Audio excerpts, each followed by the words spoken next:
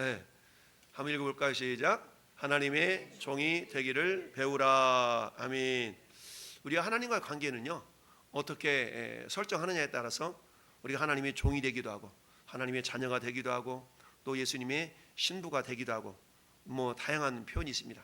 특별히 오늘 본문을 통하여서 저는 여러분들에게 주님이 말씀하신 말은 뭐냐?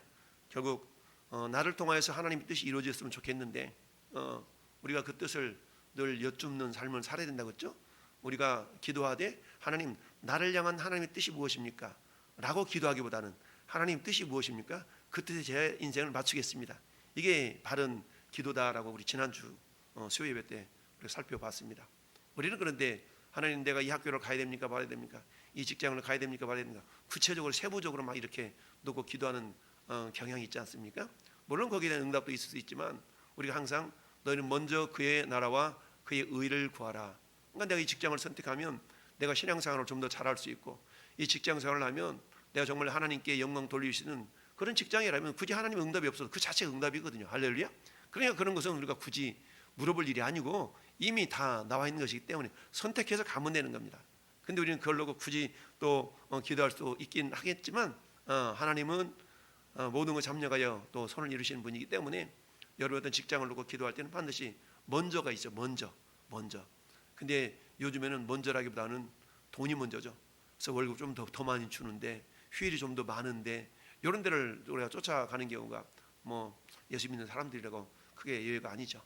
물론 동일한 조건 하에서 동일한 일을 함에도 불구하고 급여가 더 많다 그러면 얼마나 좋겠어요? 그런데 선택하는 것은 나쁜 게 아니죠. 근데 그럼에도 불구하고 돈을 많이 주기는 주는데 오히려 내가 거기에서 신앙생활을 하기가 힘들다, 더 어렵다, 그러면 그걸 내려놓을 수 있어야 되겠죠. 이게 진정한 그리스도인의 모습 아니겠어요? 그런데 어때요? 우리는 하나님 타협하잖아요. 하나님께 내가 여기로 가면요 월급이 배가 많대요. 그러면 11조도 배로 드릴 것 같고요. 하나님 아시죠? 이러면 하나님 뭐라고 그럴 것 같아요? 모른다 이거사. 이럴 수 있기 때문에 우리는 그런 부분에 있어서 정말이지 마귀는 우리에게 그렇게 유혹하잖아요. 야, 이번 절호의 찬스야, 절호의 기회야, 여기 놓치면 넌 다른 데 없어. 그리고 막상 가보니까 월급이야 많이 받겠지만 정말 하나님 앞에 제대로 된 예배 생활, 신앙 생활을 하지 못한다 그러면 이것은 오히려 그것 때문에 올무가 되어져서 우리에게 복이 아니라 저주를 임할 수가 있다라는 얘기인데요. 자, 오늘 하나님의 뜻과 나의 삶, 우리는 주님의 뜻을 알면 그 뜻대로 움직이는 것이 행복의 비결이고요. 그렇습니다. 자, 가끔 이제 전도하다 그런 비유 얘기를 많이 하는데요. 여러분, 장갑은 어떤 형태입니까? 장갑은 손 모양을 따라서, 손의 형체를 따라서 만들었죠. 양말은 발의 형상을 쫓아서 만들었죠. 그러니까 우리 장갑은 이 손의 형상으로 만들었기 때문에 손 모양대로 가장 잘 맞을 때 이 장갑의 존재 목적이 이루어지는 거예요. 양말도 마찬가지겠죠. 근데 사람은 누구의 형상? 하나님의 형상. 하나님의 형상대로 침을 받았어요. 장갑은 손에 잘 맞을 때에 장갑의 존재 목적이 이루어지는 것처럼 하나님은 하나님께 잘 들어맞아야 돼. 하나님 나한테 두드려 맞히는 것이 아니라 내가 하나님께 잘 맞춰 드려야만이 그 가운데 오늘 말씀의 제목이 하나님의 종이 되기를 배우라. 특별히 우리가 예수님이 이 땅에 오실 때에 자, 우리 성경은 여러 가지를 표현하고 있죠. 보여주세요. 자, 한번 같이 읽어봅시다. 종으로 이 땅에 오신 예수님 읽어봅시다. 시작. 많은 성경 구절들이 예수님을 하나님의 종으로 표현합니다. 그는 하나님의 종으로 세상에 오셔서 하나님의 뜻인 인류 구원을 이루셨습니다. 바울은 예수님의 그런 면을 빌립보서 2장 5절로 8절에서 잘 표현하고 있습니다. 예수님도 제자들에게 섬김의 도를 가르치시면서 자신이 종으로 세상에 오셨음을 밝히셨습니다. 아멘. 복음서에 그렇게 말씀하시잖아요. 인자가 온 것을 섬김을 받으려 함이 아니라 도리어 섬기려고 많은 사람들을 위하여 대속물로 주기 하여 이 땅에 오셨다라고 말씀하고 있습니다. 그렇다면 종이라는 것은, 자, 여러분 마태복음 20장 26절 한번 읽어볼까요? 너희 중에는 그렇지 않아야 하나니 너희 중에 누구든지 크고자 하는 자는 너희를 섬기는 자가 되고 너희 중에 누구든지 으뜸이 되고자 하는 자는 너희의 종이 되어야 하리라. 아멘. 여러분 내년 4월에 총선이 있어요. 총선은 일꾼을 뽑는 거죠. 일꾼. 그야말로 일꾼을 뽑는 거예요. 그러면 국민의 모습이라고 그들은 자처하잖아요. 국민의 모습이라 그러면서 그들이 국회의원 이렇게 후보 나가고 탁 후보 선거하고 그러잖아요. 그랬었대요.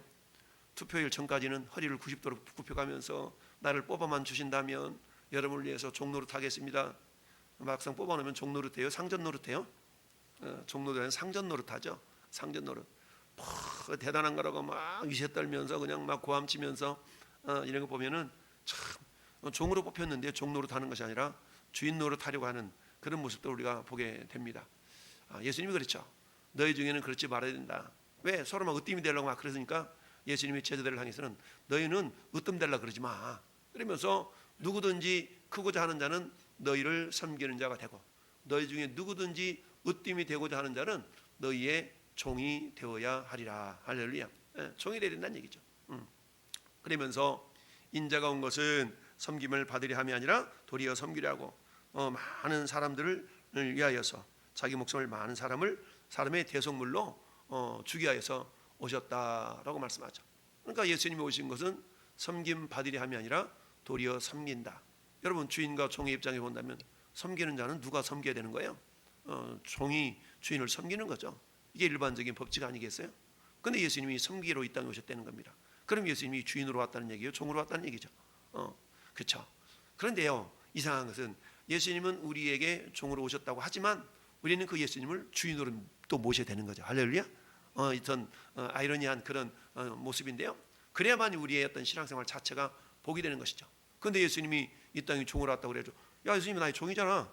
이런 식으로 또 우리가 그러면 또 안 되죠. 그래서 예수님께서 저런 모습을 보이신 것은 너희도 나와 같이 행하라 이런 거 아니겠어요? 그래서 우리 보통 예수님의 리더십을 서번트 리더십이라고 하잖아요. 섬김의 리더십 이렇게 표현하고 있는데요. 그럼 종이라는 그런 의미가 어떤 의미인가? 자, 한번 우리 스스로 자신에게 한번 물어보세요. 나는 하나님의 종이라고 생각하는가? 어떠세요? 여러분 하나님 종인 것 같아요? 권사님만 아멘을 해. 나는 하나님의 종이라고 생각하고 있는가? 사전적 의미로 어떤 종이 뭔가 찾아봤더니 빨간 글씨 한번 읽어볼까요? 남의 집에서 대대로 천한 일을 하는 사람, 남의 뜻이나 명령에 따라서 온전한 사람의 비유. 이게 종이라고 그래요. 종. 예전에 우리 뭐 또 종이라기보다도 머슴. 예전에 그랬잖아요. 저 어릴 때 보면 저희 집에도 머슴이 두 명 있었던 기억이 나요. 저 어릴 때 막 대여섯 살 때 이렇게 그때 그랬는데 그러면은 그 아저씨 이름 지금도 생각나. 이름 아저씨가 이름이 청수예요. 청수 아저씨였는데 이 청수 아저씨가 제가 4살 5살쯤 됐던 것 같아. 근데 지게발에다가 저를 막 태워가지고 막 이렇게 돌아다녔던 기억이 지금도 나요. 어릴 때인데 야, 그 기억이 50년 전 이상인데 그 기억이 지금도 와요. 지게발에다 태우면 그 앞에 지가 삐쭉하고 뒤로 삐쭉 났잖아요. 그러면 걸터 앉아가지고 지게발 딱 잡고 그렇게 막 다녔던 기억이 나요. 그래가지고 연말이 되면 보통 그 세경이라고 해요. 세경 싹 준다고 그래요. 그 머슴들한테는 매달 주는 게 아니라 1년에 농사 다 치면 이게 연말에 이렇게 주셨던 것 같아요. 그래서 세경 그때 기억으로 막 쌀 2가마니 3가마니 이렇게 줬던 기억이 나요. 그렇게 주셨다는 기억이 나는데 그 어릴 때 기억이 지금도 생생한데 근데 그때 그 머슴 뭐 종으로라도 표현할 수 있잖아요. 그럼 그 모습이 하는 일이 뭐냐면 저 뒤뚝에 가지고 밭 갈든가 농 갈든가 짐 지어 가지고 거름 내든가 뭐 이런 일을 하잖아요. 근데 모습이 혼자 알아서 하는 법이 없거든요. 주인의 지시 아래에서 이렇게 그 자기를 하는 거죠. 자, 세상적인 종의 개념 뭐냐? 주인님, 제가 무엇을 하기를 원하십니까? 그러잖아요. 종으로 이렇게 불림 받았는데 하인으로 이렇게 고용이 되는데 뭘 할지를 모른다면 물어봐야 되겠죠. 그래서 뭐라고요? 제가 뭘 해야 될까요? 라고 묻고, 그렇죠? 그 주인이 지시를 한 대로 스스로 할 바를 행하는 것이 세상적인 종의 개념이죠. 우리 흔히 그런 우스갯소리로 그런 얘기 하잖아요. 어느 날 주인이 큰 잔치를 벌렸어요.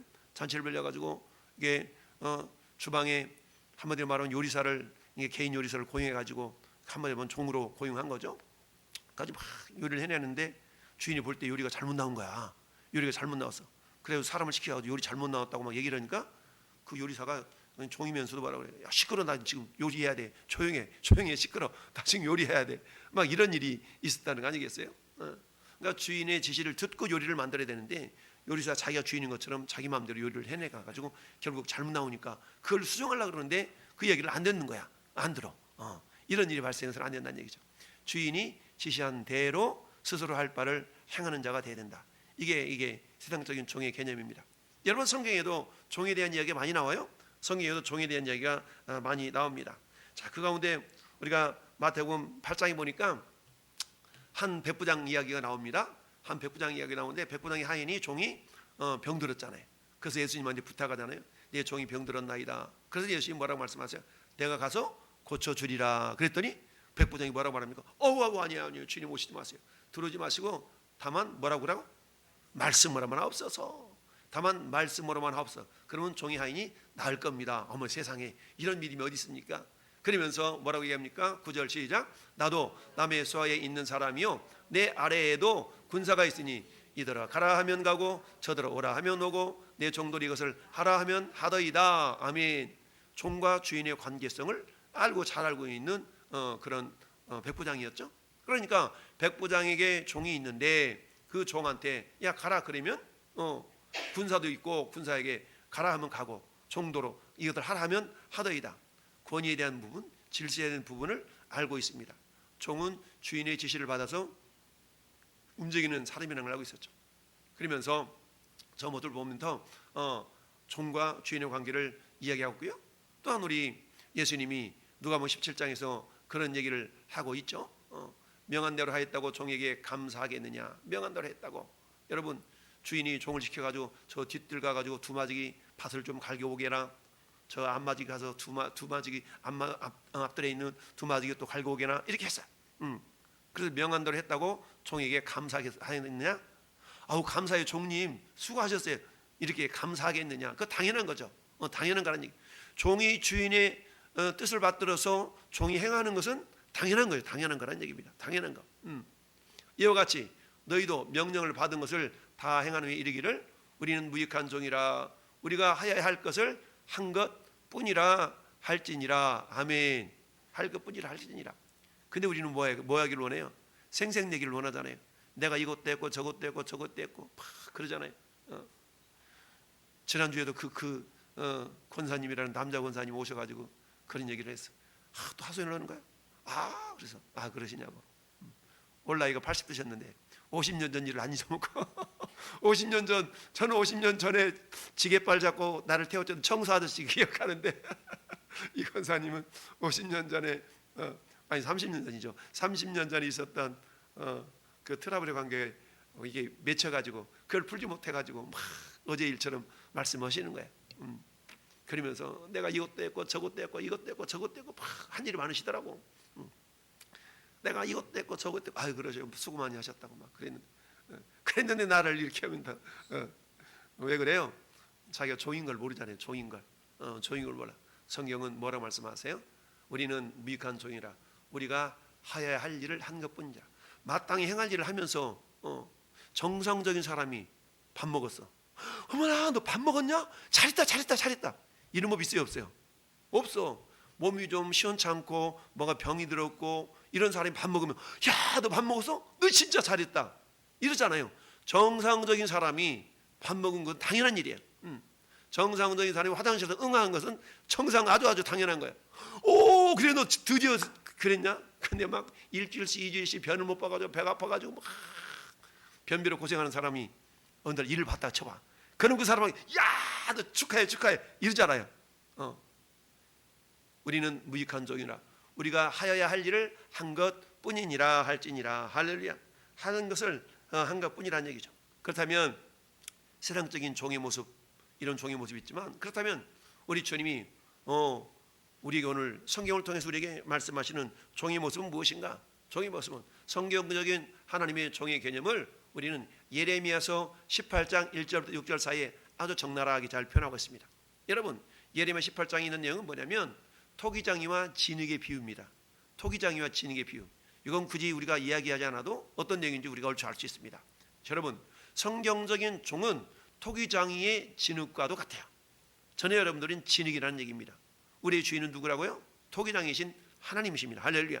그러면 전에 여러분들이 진흙에 비유될 수가 있는데 그러면 여기서 하나님의 종의 개념에 절대 주가 두 가지 이유가 절대 두 가지 원리가 있는데 그건 뭐냐? 첫 번째 시작. 아멘. 여러분 진흙은 한 덩어리 그대로 있으면 아무런 쓰잘데기 없는 거예요. 진흙은 어떨 때 빚어져야 돼. 할렐루야. 빚어져야만이 그게 그릇이 되든 요강이 되든 물컵이 되든 잔이 되든. 여기 이게 한국 도자기 한국 도자기 이거 그죠? 이게 7, 8년 전에 우리 목사님들 모임이 있었는데 거기 어디죠? 한국 도자기 그 수련회가 있는데 그 수련원 있는데 수안문가? 아무튼 거기 가가지고 이것도 팔더라고. 가지고 내 거 하나 우리 사모님 거 하나 이렇게 커플로 샀는데 그거 지금까지 8년 전에 샀는데 지금도 써먹는 거야 이거에. 고기 근데 아주 이게 그쵸 찰흙으로 만드는 거 아니겠어요? 근데 그렇게 이쁘게 빚어졌으니까 얘가 지금 여기 귀하게 쓰고 있잖아요. 근데 그 찰흙이 빚어지기 싫어가지고 계속 생때만 썼다 봐. 그럼 그냥 찰흙을 있었을 거예요. 근데 도자기 이 도공의 손에 착 올려져서 빚어지니까 아주 귀한 그릇 된 거 아니겠어요? 첫 번째 토기장이 손에 진흙은 맡겨져서 빚어져야 돼. 근데 우리는 맡기기 싫잖아요. 내가 내 맘대로 하고 싶잖아요. 근데 첫 번째는 맡겨져서 뭐 해야 된다? 빚어져야 된다. 할렐루야. 좀 빚어지고 있나요? 여러분 우리 주님께 맡겨져야 주님이 빚으시는 거예요. 어떨 때는 빚다가 잘못 빚으면 어떻게 해? 에이 새로 팍 해가지고 새로 빚잖아요. 빚다가 뭔가 잘못 빚어 아유 새로 이 빚지 않습니까? 근데 새로 빚으려고 그러면 이 진흙 입장에서는 괴로운 거야. 아니 왜 새로 빚어요? 그냥 하지. 진흙 입장에서는 괴로운 거야. 왜 새로 빚어야 되니까. 얼마나 괴롭겠어요. 진흙 입장에 온다 그러면. 두 번째 시작. 진흙은 토기장의 손에 남아 있어야 합니다. 아멘. 여러분 빚어진 이후에는 토기장의 손에 남아 있어야 돼. 토기장의 손에 남아 있어. 그래서 만들어진 그릇은 토기장이가 원하는 대로 쓸 수 있도록 그의 손에 남아 있어야 된다. 할렐루야. 남아 있어야 돼. 토기장이가 이것을 장독으로 쓸 것인가, 이것을 된장독으로 쓸 것인가, 이것을 고추장독으로 쓸 것인가, 토기장의 손에서 이렇게 팔려 나가게 돼 있는 거 아니겠습니까? 할렐루야. 그렇다면 이것을 저와 여러분으로 생각해 봅시다. 저게 종의 비유가 토기장이에게 맡겨진 그 진흙과 같다 그러면 저는 여러분들이 진흙이에요. 그러면 우리가 빚어져야 되는데 그럼 우리는 언제까지 빚어져야 돼요? 천국 갈 때까지 빚어지는 겁니다. 할렐루야. 천국 갈 때까지 빚어지는 거죠. 그러니까 빚어져서 이런 그릇으로 저런 그릇으로 주인이 쓰기 합당한 그릇으로 이렇게. 여러분 사도 바울이라는 이름을 갖기 전에 사울이었잖아요. 사울이었는데 사울이 저 다메섹, 그러니까 예루살렘에서 다메섹까지는 230km 떨어졌다고 그랬잖아요. 230km 떨어지는 그곳에 올라가가지고 막 예수 믿는 사람 잡아다가 막 끌어내려오려고 그런 열심히 있었던 사람이었어요. 야, 그랬는데 그런 사도 바울이 올라가다가 예수님을 만나잖아요. 예수님을 다 만나니까 주의 눈이 오니까 나는 네가 박해하는 예수다. 나는 예수를 박해한 적이 없는데. 야, 그런데 예수 믿는 사람들을 박해한 것이고 나를 박해한 거예요. 왜요? 예수님 우리 한 몸이니까. 할렐루야. 그러면서 사도 바울이 눈이 감겨져 가지고 고생 생고생하잖아요. 근데 그 다메섹에 아나니아라는 선지자가 있었네. 아나니아에게 사람을 보내 가지고 아나니아 너가 사람이 할 텐데 이렇게 눈 띄워주게 해줘. 막 그러잖아요. 그랬더니 아나니아가 싫어요. 내 빼잖아. 내가 이 사람들 소문 잘 알고 있거든요. 내가 잘못했다가 내가 그냥 잡혀주면 어떡하려고요. 이러지 않습니까? 그때 사도행전 10장 펴보세요. 사도행전 10장. 사도행전 10장. 예수님이 사도 바울을 뭐라 그런가? 사도행전 10장 9장인가요? 9장 15절. 사도행전 9장 15절. 시작. 주께서 이르시되 가라, 이 사람은 내 이름을 이방인과 임금들과 이스라엘 자손들에게 전하기 위하여 택한 나의 그릇이라. 할렐루야. 그동안에는 지금 이 사도 바울을 뭐 했었냐면 빚어가는 과정이 있거든요. 본인이 몰랐을 따름이지. 하나님 빚으셨어. 나중에 알고 보니까 사도 바울이 깨달은 거야. 아, 하나님이 나를 이렇게 빚어가셨구나 라는 걸 깨닫는 겁니다. 우리도 역시 마찬가지거든요. 우리도 못 깨달을 때가 있어. 나중에 저 뒤에 돌아보니까 하나님 나를 이렇게 빚어가셨네 라는 걸 깨닫게 돼요. 그나마 그렇게 깨달은 것은 복이 됩니다. 할렐루야. 근데 그걸 깨닫지 못하는 수가 있어요. 깨닫고 나면 어때요? 그때 우리가 해야 될 일은 여전히 우리 자신을 주님께 맡겨드리는 거고, 주님 원하시는 대로 나를 써 잡수시옵소서 이러는 겁니다. 그래서 우리가 주님은 토기장의 손에 남아 있어야 된다. 우리 하나님이 빚으셔서 이 사도 바울을 그릇으로 쓰고 싶은데 어떤 그릇으로 쓰고 싶으시다고 그랬어요? 가라, 이 사람은 내 이름을 이방인 임금들 이스라엘 자손들에게 전하게 한 나의 택한 그릇이다. 할렐루야. 주님이 택했다 이거죠. 택한 주님의 그릇이라는 얘기입니다. 그래서 이제 주님의 손에 사도 바울이 붙들린 인생을 살잖아요. 할렐루야. 그런 것처럼 전 여러분들도 주님이 우리는 완성품이 아니잖아요. 항상 빚어져가는 진행형이기 때문에 주님이 언제든지 이번에는 이런 그릇으로, 이번에는 저런 그릇으로 우리를 사용하기를 원하셔요. 그러면 우리가 해야 될 일은 뭡니까? 여전히 우리 자신은 빚어져 가는 중이라는 걸 우리가 기억할 수 있어야 됩니다. 그러니까 빚어진다는 얘기는 진익 입장에서 본다면 괴로운 거죠. 이렇게 하면 아우, 이렇게 아우. 그러니까 신앙의 길을 우리가 단련의 길, 연단의 길이라고 표현할 수가 있죠. 그래서 하나님께서 전 여러분들을 이처럼 토기처럼 진흙처럼 사용하기로 원하시는데, 나는 진흙 그대로 있을래. 이건 뭐예요? 아무런 고통도 없어, 아무런 수고로움도 없어, 그냥 진흙으로 있을래. 이런 마치 뭐가 똑같아요? 고철덩어리 1kg 그냥 고철로 있으면 킬로그램에 얼마 끝나버리지만, 이 고철이 저 용광로에 들어가가지고 막 불 뻘겋게 달궈져서 방망이 밑으로 물 밑으로 막 들어갔다 하면 이게 담금질이 되는 거 아니겠어요? 그때에 비로소 가치 있는 작품이 나오는 것처럼 진흙도 역시 마찬가지다. 그렇다라는 얘기입니다. 자, 그래서 한번 읽어봅시다. 여호와께로부터 예레미야에게 임한 말씀이 이르시되 너는 일어나 토기장의 집으로 내려가라. 내가 거기서 네의 말을 네게 들려주기로 하리라. 내가 토기장의 집으로 내려가서 본즉 그가 농로로 일을 하는데 진흙으로 만든 그릇이 토기장의 손에서 터짐에 그가 그것으로 자기 의견에 좋은 대로 다른 그릇을 만들더라. 그때 여호와 말씀이 내게 임하니라 이르시되 여호와의 말씀이니라. 이스라엘 족속아, 이 토기쟁이가 하는 것을 것같이 내가 능히 너에게 행하지 못하겠느냐? 이스라엘 족속아, 진흙이 토기장의 손에 있음 같이 너희가 내 손에 있느니라. 아멘. 우리는 주님의 손에 있어요. 할렐루야. 우리 주님의 손에 있는 자들이에요. 근데 어때요? 주님의 손에 있으면 빚어져야 되는데 빚어지기를 원하지 않으면 안 된다는 얘기죠. 그래서 우리 주님은 우리를 빚어 가시는데 어떻게 빚어 가시느냐? 주님의 손이 딱 나타나서 막 조물락 빚어 가시는 것이 아니라, 주님은 우리의 주변에 있는 사람과 주변에 있는 환경과 주변에 있는 문제들을 통해서 나를 빚어 가세요. 할렐루야. 그러니까 나를 중심으로 바라볼 때 내 주변에 있는 모든 사람들, 모든 환경들, 모든 문제들은 나를 빚어 가시는 하나님의 손길, 하나님의 손길로 우리가 인식을 해야 돼요. 아우, 저 꼴보기 싫어, 저거 이런 사람이 있다 할지라도 그 사람을 통해서 하나님 나를 빚어 가시는 거예요. 그러니까 우리가 꼴보기 싫다고 외면하지 말고, 주님 저 사람을 통해서 나를 빚어 가시니 감사합니다 라고 우리가 감사할 수 있어야 됩니다. 할렐루야. 네, 그런 가운데 자, 오늘 그러면 결론으로 저것도 말씀 읽어봐야 되겠네요. 자, 요한복음 읽어봅시다. 시작. 그러므로 예수께서 그들에게 이르시되 내가 진실로 너에게 있노니 아들이 아버지께서 하시는 일을 보지 않고는 아무것도 스스로 할 수 없나니 아버지께서 행하시는 것을 아들도 그와 같이 행하느니라. 아멘. 여러분, 하시는 일을 보려고 그러면 가까이 있어야 돼요? 가까이 있어야 돼요? 가까이 있어야 되죠. 가까이 있어야 돼요. 멀리 있어가지고 안 보이죠. 가까이 있어. 얼마큼 가까이 있어야 돼요? 손에 팍 붙들려 있어야 되는 얘기입니다. 할렐루야. 뿐만 아니라 요한복음 15장 5절도 시작. 나는 포도나무에 너희는 가지라. 그가 내 안에 내가 그 안에 거하면 사람이 열매를 많이 맺나니 나를 떠나서는 너희가 아무것도 할 수 없음이니라. 아멘. 나를 떠나서는 아무것도 할 수 없다.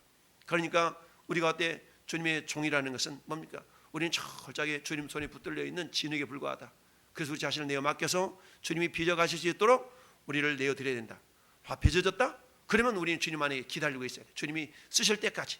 이 모양을 쓰려면 주님 내가 구구서 이렇게 쓰임 받겠나이다. 우리가 어떤 상황 가운데서도 주님을 내어 쓰실 때 그렇게 쓰임을 받으시기를 바랍니다. 자, 그렇습니다. 첫째, 결론으로 첫째 시작. 하나님의 종으로서 나는 하나님께 빚을 받고 주님의 손에 남아 있어야 됩니다. 주님 손에 빚어졌어. 그럼 주님 손에 남아 있어야 돼. 빚어졌다고 해가지고 내 마음대로 막 돌아다니면 안 된다는 얘기죠. 둘째 시작. 하나님을 떠나서는 나 스스로 아무것도 할 수 없음을 우리 알아야 된다. 셋째, 하나님이 나를 통해서 일하시면 하나님이 하실 수 있는 모든 걸 할 수 있습니다. 할렐루야. 이거 뭘 얘기하냐면, 여러분 2살짜리 아이가 혼자서는 저 대전 가고 저 서울 가고 대구 가고 못 가요. 근데 엄마 품에 있으면 엄마가 대전 갈 때 아기도 같이 가는 거야. 엄마가 저 대구 갈 때 아기도 같이 가는 거야. 똑같은 이치로 하나님은 나를 통해서 일하시면, 내가 주님 손에 붙들려 있으면 주님이 하시는 모든 일들을 나를 통해서 할 수 있다는 얘기입니다. 할렐루야.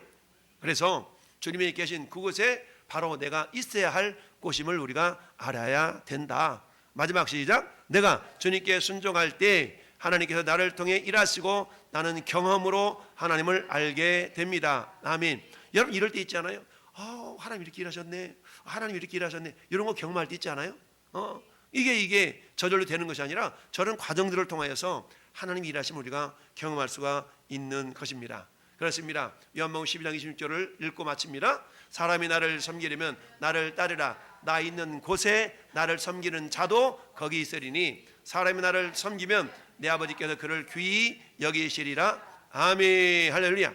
우리 하나님이 귀하게 여기시는 자는 어떤 자예요? 주님이 계신 그곳에 나도 있는 곳. 할렐루야.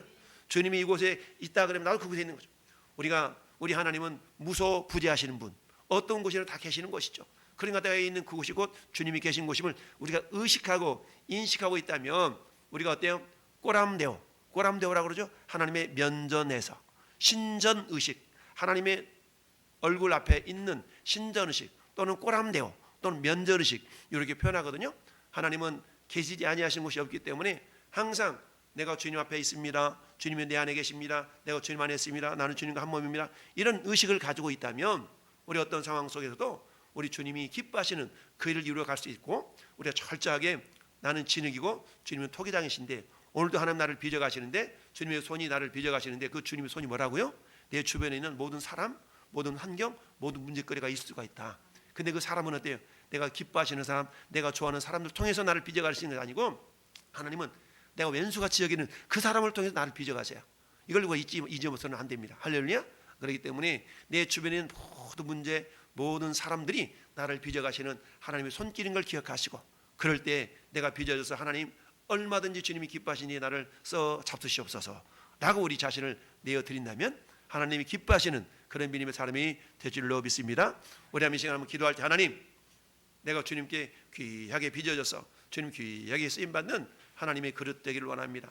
사도 바울을 하나님 나의 택한 그릇이라고 했는데, 주님 나도 주님의 택한 그릇입니다. 주님 언제든지 나를 쓰시고자 할 때 마음껏 쓰임받도록 역사해달라고 우리 주님 한번 부르고